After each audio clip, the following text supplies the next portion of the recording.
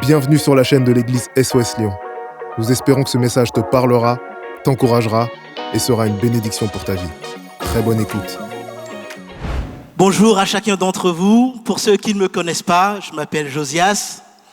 Je fais partie des responsables de l'église SOS Lyon. Et je suis heureux de vous voir aussi nombreux. Parce qu'effectivement, ce dimanche est un dimanche historique. Historique parce que j'ai la ferme conviction, parce que j'ai la ferme assurance que Christ a quelque chose de merveilleux à faire avec nous. Et vous savez, j'aime beaucoup les histoires. Qui aime des histoires parmi vous? Oh, je suis pas seul du coup. Je me rappelle de ces moments quand j'étais encore en Afrique, au Bénin, ces soirs où on se retrouvait tous autour d'un feu. Le feu qui crépitait, avec quelqu'un devant qui nous racontait une belle histoire. Tous les enfants étaient là assis, avec des yeux qui brillaient, des yeux qui scintillaient. Parfois on pleurait, parfois on rigolait. Et vous savez ce que j'aimais dans ces moments?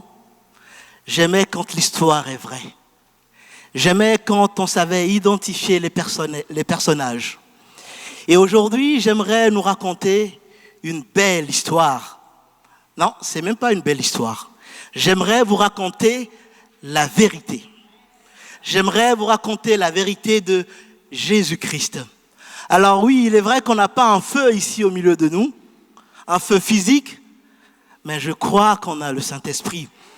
Et vous savez comment la Bible décrit le Saint-Esprit? Un feu ardent, un feu qui brûle. Et je crois que tout ce qui est au fond de nous aujourd'hui, ce feu viendra, il va réchauffer nos corps, il va réchauffer nos cœurs, il va réchauffer notre âme pour qu'on puisse nous rapprocher encore plus de lui. Le thème de mon message aujourd'hui est « Vérité indigeste ».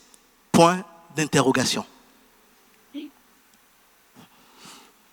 Mais avant de rentrer dans ce thème, dans ce message, j'aimerais vous raconter une histoire vraie, de deux personnes, d'un homme et d'une femme que je connais personnellement. Un homme qui va naître dans une famille polygame.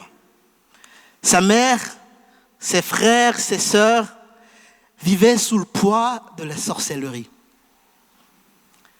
Les ténèbres l'entouraient. Et il n'y avait qu'un seul chemin dans cette famille.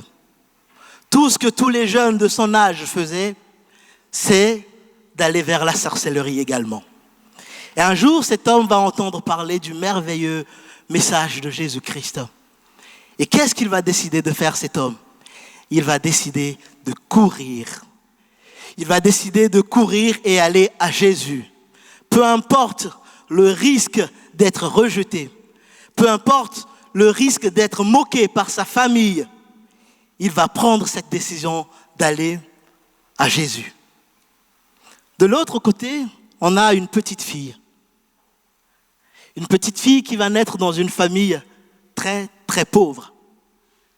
Et ses parents, voulant lui offrir un meilleur avenir, va la confier à une autre famille,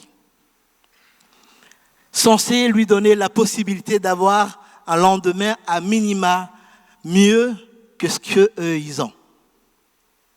Mais c'est le contraire qui va se produire. Cette petite fille va être maltraitée.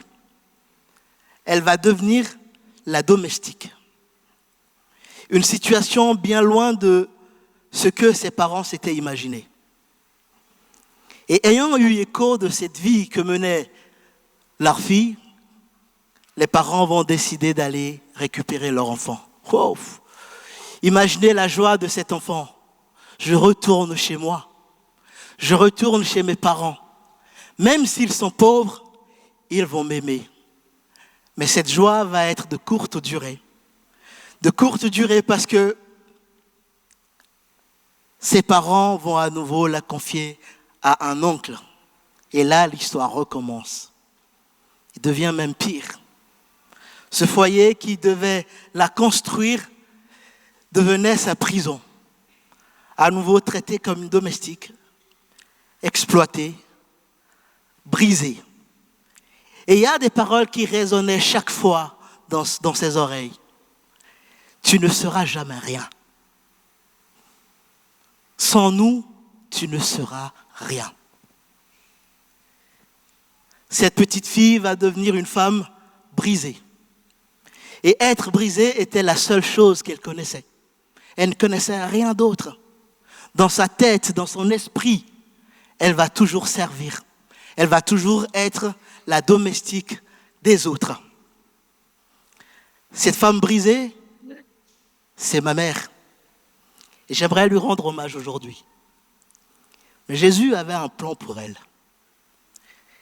Jésus avait un plan pour restaurer son âme. Mais pour vivre ça, il fallait qu'elle prenne aussi la décision. Il fallait qu'elle fasse aussi le choix de courir à Jésus. Il fallait qu'elle fasse le choix d'accepter Jésus et de courir vers lui.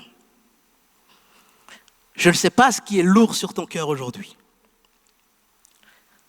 Je ne sais pas ce qui te fait peur, ce qui te fait pleurer. Mais j'ai une solution pour toi. Cours à Jésus. Et rappelez-vous de cet homme dont je vous ai parlé au début. Cet homme, c'est mon père. Lui, ayant déjà couru à Jésus, va rencontrer ma mère, va lui présenter Jésus. Elle va accepter Jésus et elle va courir. Les deux, tous les jours de leur vie, vont courir à Christ. Les deux ayant un avenir sans Jésus qui était... Il n'y avait même pas d'avenir. Mais à partir du moment où Jésus est rentré dans leur vie, quelque chose de nouveau a été tracé pour eux.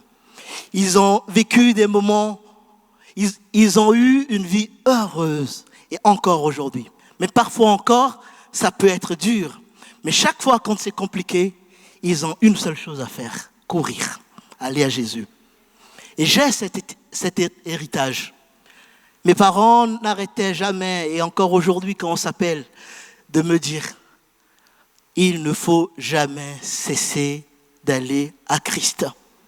C'est mon héritage. Et c'est ce que j'aimerais partager avec vous aujourd'hui. C'est quoi ton héritage, toi? Est-ce que ton héritage, toi, sera de courir à Christ ou de rester là où tu es?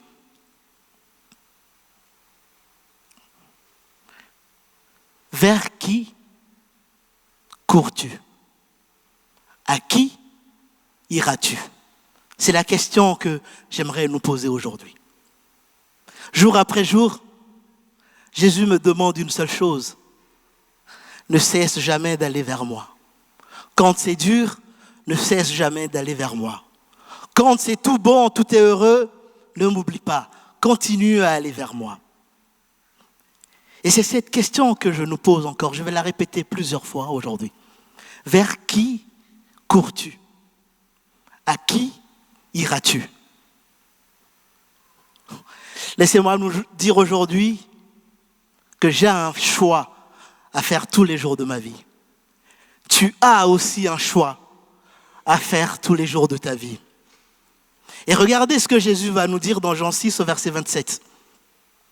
Travaillez non pour la nourriture qui périt, mais pour celle qui subsiste pour la vie éternelle et que le Fils de l'homme vous donnera.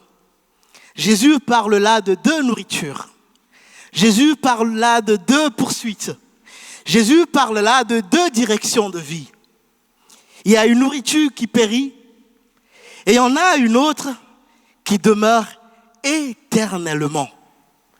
Et la question, c'est vers quoi? Vers quelle nourriture? Vers qui nous courons? La question, ce n'est pas de savoir si nous sommes en train de courir, si nous courons, non. La réalité, c'est que nous courons déjà. Nous courons déjà après quelque chose.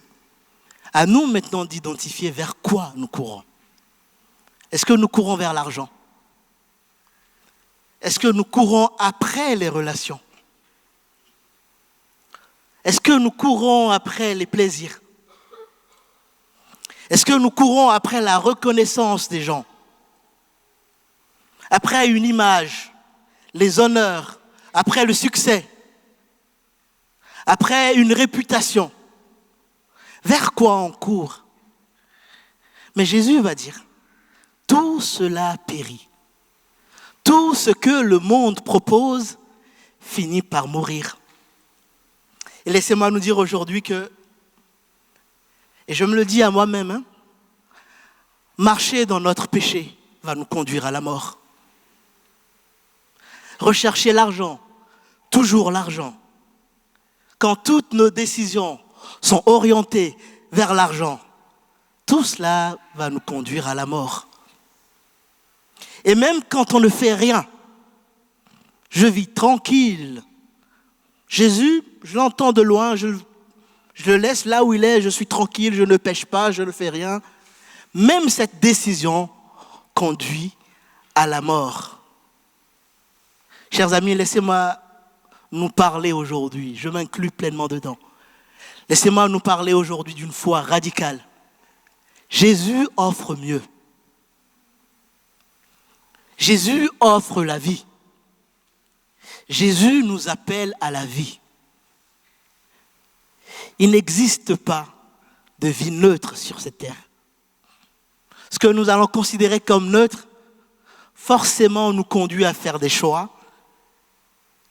Et ces choix, finalement, nous mèneront à la mort. Mais grâce à Jésus, il nous a déjà arrachés à cette mort. Il nous a arrachés à cette mort. Il suffit de le croire et de l'accepter.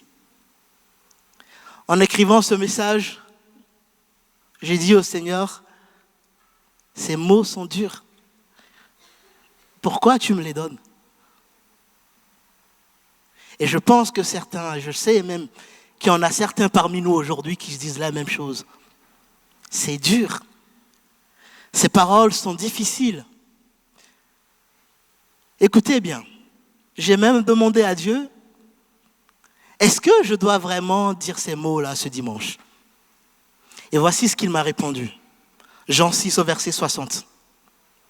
Là, Jésus va parler aux disciples.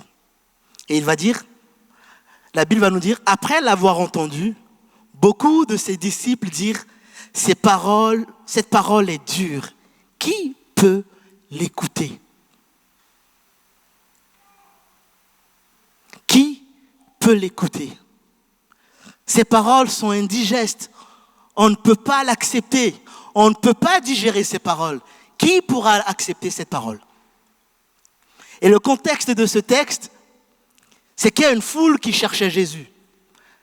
La veille, Jésus a accompli un miracle extraordinaire. Il va nourrir plus de 5000 hommes, sans compter les femmes et les enfants. Donc, logiquement, on peut imaginer plus de 15 000 personnes qu'il va nourrir simplement en multipliant 5 pains et 2 poissons. Waouh! C'est extraordinaire. Cette foule va être rassasiée. Il en restait encore plein. Et même cette foule va dire, où on te fera roi? Parce que cette foule l'avait déjà vu faire opérer des miracles sur des gens qui étaient malades. Et là, pendant une période de la Pâque juive, Jésus va multiplier encore du pain et donner à manger. Et cette foule était émerveillée. Le lendemain, Jésus n'était plus là, avec ses 12 disciples. Ils vont le chercher. Ils vont traverser le lac. Ils vont le trouver. Mais regardez ce que Jésus va leur dire au verset 26. Vous me cherchez, non parce que vous avez vu des miracles, mais parce que vous avez mangé des pains et que vous avez été rassasiés. Waouh! On pourrait logiquement imaginer que ces gens venaient parce qu'ils ont trouvé le roi. D'ailleurs, ils l'ont exprimé. On va te faire roi. Ces gens, on pourrait imaginer que logiquement, ils ont trouvé Jésus, celui qui fait les miracles, donc on vient à lui et on veut le servir. Mais Jésus connaissait leur cœur. Et c'est ma question aujourd'hui, et je me la pose aussi. Pourquoi je cherche Jésus? Est-ce que je le cherche uniquement pour les miracles? Jésus va exposer leur cœur, parce qu'ils ne cherchaient pas Jésus pour qui il est. Ils cherchaient Jésus pour ce qu'il leur avait donné. Et c'est là que Jésus va leur dire, travaillez non pour la nourriture qui périt. Autrement dit, vous êtes prêts à traverser la mer pour manger encore du pain. Mais vous n'êtes pas du tout prêts pour avoir la vie éternelle, pour venir à moi. Et ma question encore aujourd'hui, pourquoi on cherche Jésus? Pour ses bénédictions? Pour les miracles? Pour qu'il règle nos problèmes? Ou est-ce que nous cherchons Jésus vraiment pour qui il est? Il est le pain de vie.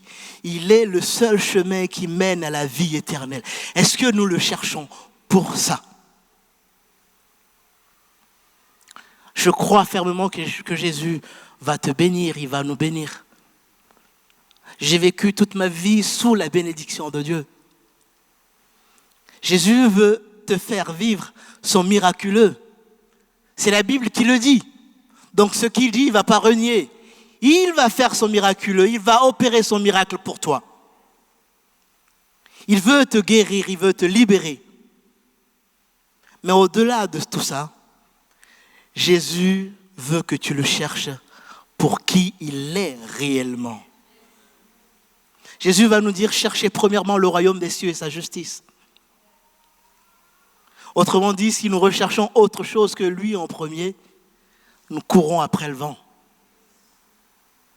Jésus va continuer dans Jean 6. Et au verset 35, il va leur dire, je suis le pain de vie. Celui qui vient à moi n'aura jamais faim. Et au verset 51, il va leur dire, je suis le pain vivant qui est descendu du ciel. Jésus ne leur offrait pas simplement un pain qui remplit le ventre. Non, il offrait quelque chose bien au-delà. Jésus s'offrait lui-même. Il est la nourriture éternelle. Il est la vie. Et c'est là que tout va basculer. C'est là où les disciples vont se réveiller et vont dire, oh, ces paroles sont dures, cette parole elle est très dure. Qui peut l'écouter? C'est une vérité indigeste. Ils avaient aimé les miracles. Ils avaient aimé les pains multipliés. Mais maintenant, Jésus va parler d'engagement. Jésus va parler de sacrifice. Jésus va parler du don de soi. Mais eux, non, ils voulaient un Jésus confortable. Un Jésus qui bénit.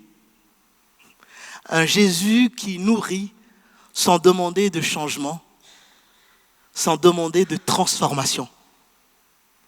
Mais Jésus va leur dire, oh non, non, non. Je suis et je veux être celui qui transforme. Je veux être celui qui confronte.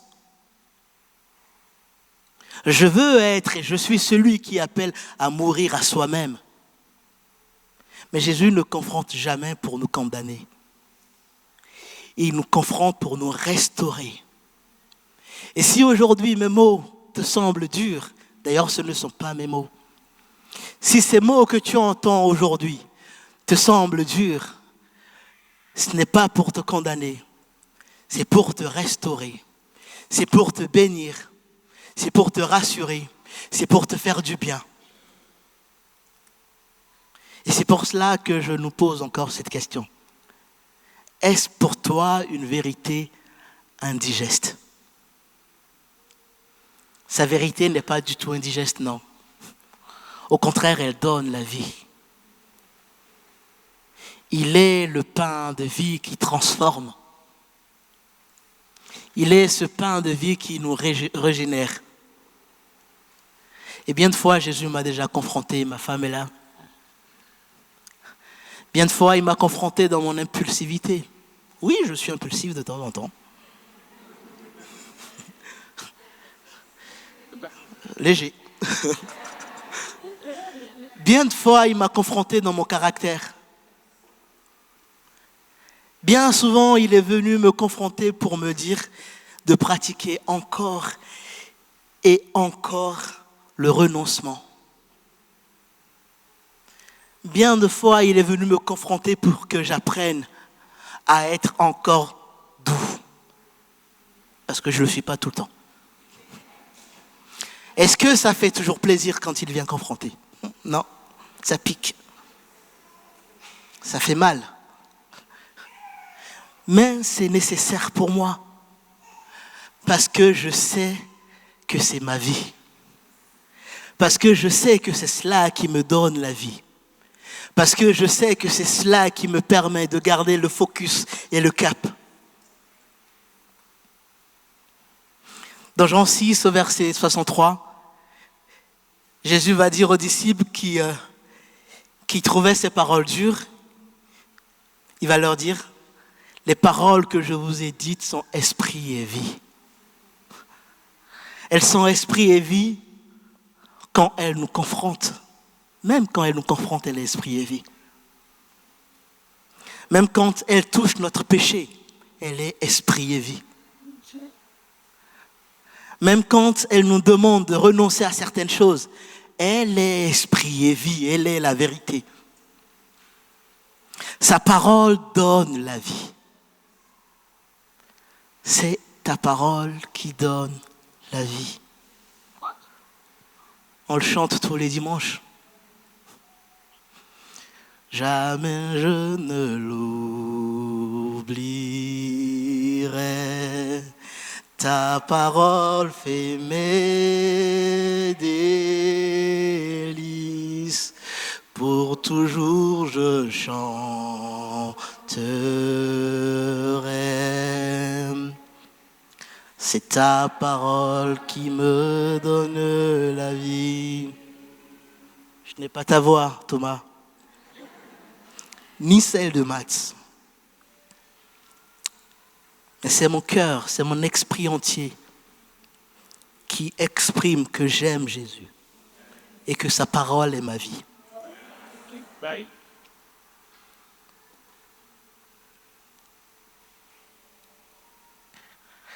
Je n'ai pas écrit ça, mais là, tout de suite, je le ressens dans mon cœur.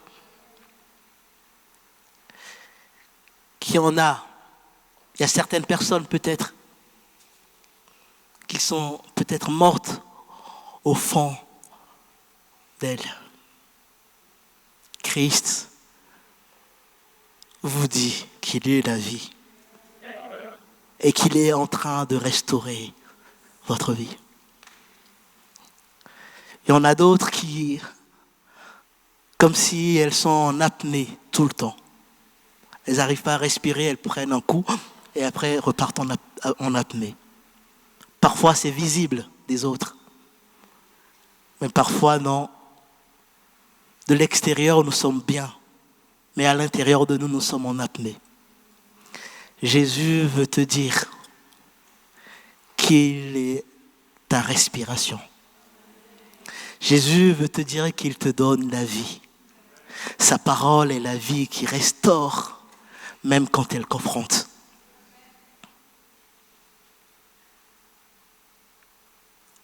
La Bible va nous dire que quand ces paroles, ses disciples vont le voir comme dur, la Bible nous dit que plusieurs de ses disciples vont se retourner et ils ne voulaient plus le suivre. Pour eux, les paroles sont dures, on ne peut pas les accepter, donc on part. Je me casse. Elles sont indigestes, ces paroles. Et il y a toujours un moment.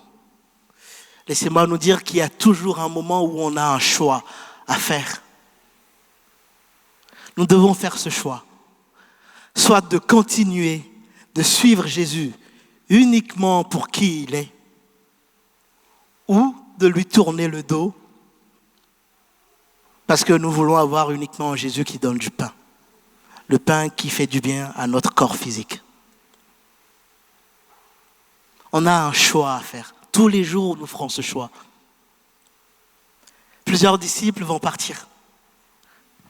La foule vient de lui tourner le dos. Le message devenait radical pour eux. Et Jésus va regarder les 12 autres. Oh, j'aime cette partie. Il va regarder les 12 autres qui restent. Et il va leur dire dans Jean 6 au verset 67, Jésus regarde alors aux 12 et il dit, « Et vous, ne voulez-vous pas aussi vous en aller ?» En d'autres termes, mes paroles sont-elles aussi pour vous une vérité indigeste? Est-ce que vous voulez vous en aller également? Et Jésus nous pose aussi cette question. Est-ce qu'on veut aussi partir? Ou est-ce que nous voulons rester, même quand le message devient tranchant? Est-ce que nous voulons rester quand la parole vient couper certaines choses dans notre vie? Quand suivre Jésus devient coûteux et très coûteux? Est-ce qu'on choisit de rester? Il est bien facile de suivre Jésus quand il nous bénit. Il est bien facile de le suivre tous les jours quand il ouvre tout le temps les portes. Il est bien facile de le suivre quand il répond tout le temps à nos prières, il nous donne du pain, il fait toutes ces choses. Mais Jésus veut être plus que cela. Et le vrai disciple va se révéler quand la vérité va être tranchante. Le vrai disciple va se révéler quand Jésus va nous demander de tout changer dans notre vie. Le vrai disciple va se révéler quand Jésus va zoomer sur notre vie, va nous demander quelque chose qui est précieux pour nous. Le vrai disciple se révèle parce qu'il reste. Est-ce que nous restons quand ça devient tranchant? Les paroles de Jésus ne sont pas là uniquement pour flatter notre chair, non. Écoutez bien, elles sont là pour sauver notre âme. Jésus me pose la question et il te pose aussi la question aujourd'hui. Veux-tu encore rester quand ma parole vient couper, arracher et déraciner ce qui doit l'être? Est-ce que tu restes? Le vrai disciple reste à côté de Jésus quand la vérité vient le confronter. Nous voulons parfois un Jésus confortable. Nous voulons parfois une église confortable. Et quand je parle d'église confortable, une église où on garde notre train-train. Une église dont la vision ne nous bouscule plus.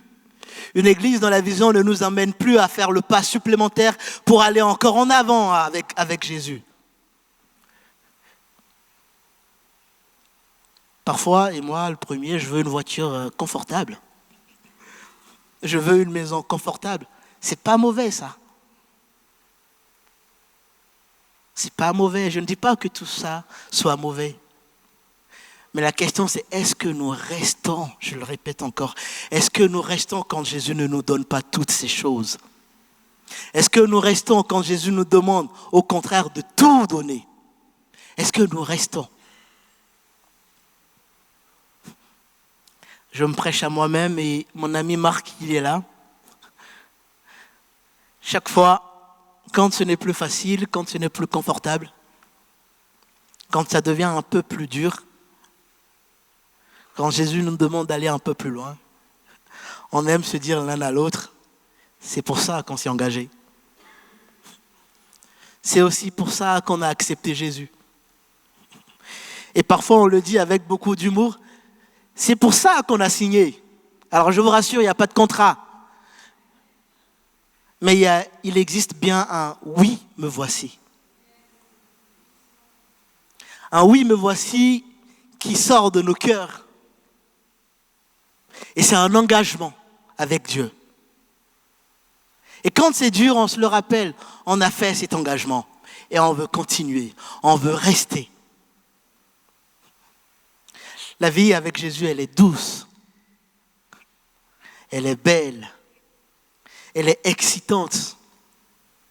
Mais qui dit excitant, dit challengeant. Il n'y a pas d'excitation s'il n'y a pas de challenge.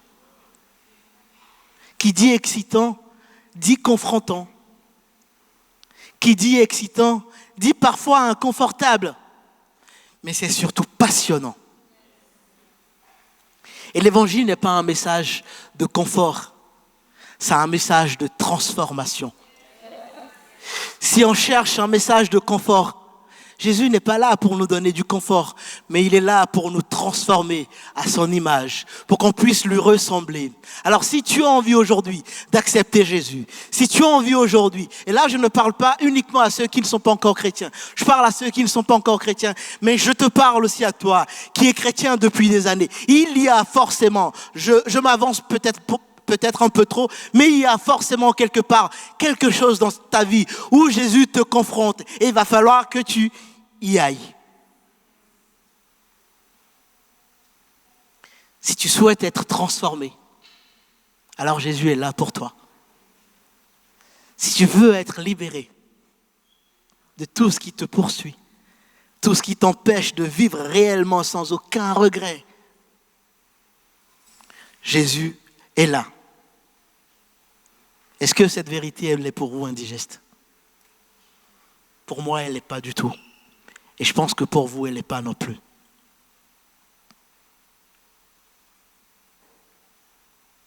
La deuxième chose, quand Jésus regarde ses disciples, et vous, est-ce que vous allez vous en aller? La deuxième chose que Jésus veut leur apprendre et veut leur dire aussi, c'est est-ce que vous prenez vos responsabilités face à la vérité? Nous devons être des chrétiens qui prenons nos responsabilités face à la vérité. Nous devons être de ceux et de celles qui tenons ferme dans la vérité et qui le proclament jour après jour.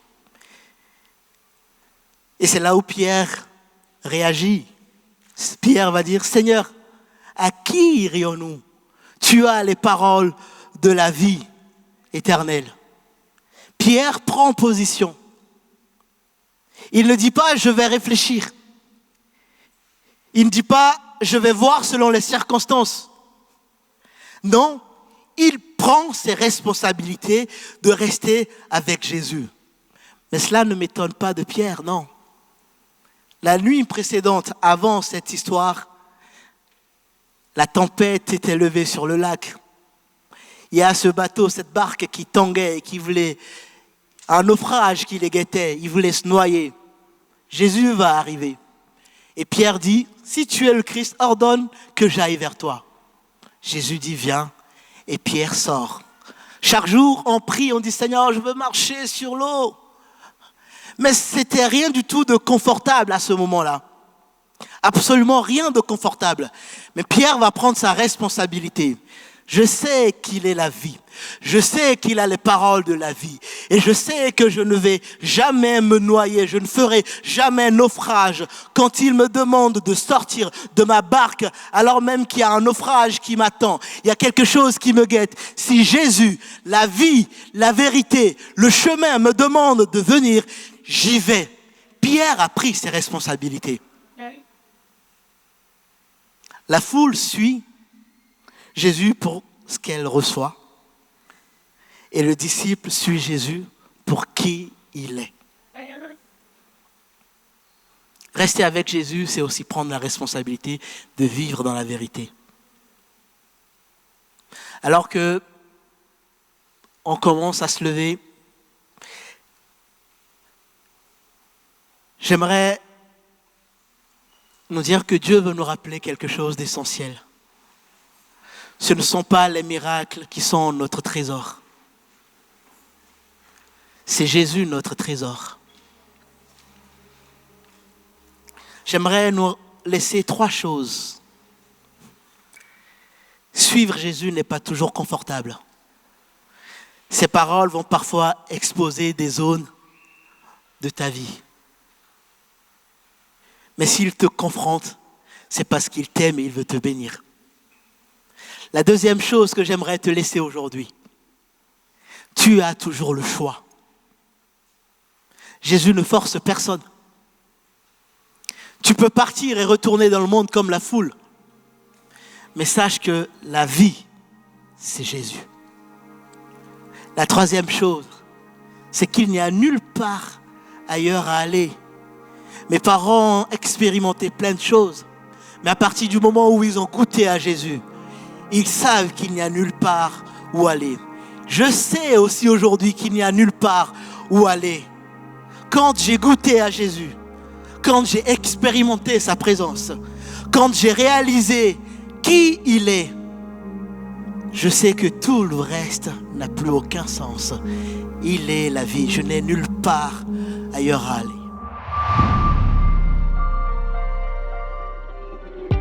Merci d'avoir pris le temps d'écouter ce message. Si tu n'as pas encore d'église, rejoins-nous et toutes les informations sont disponibles sur notre site internet églisesoslyon.com. À bientôt.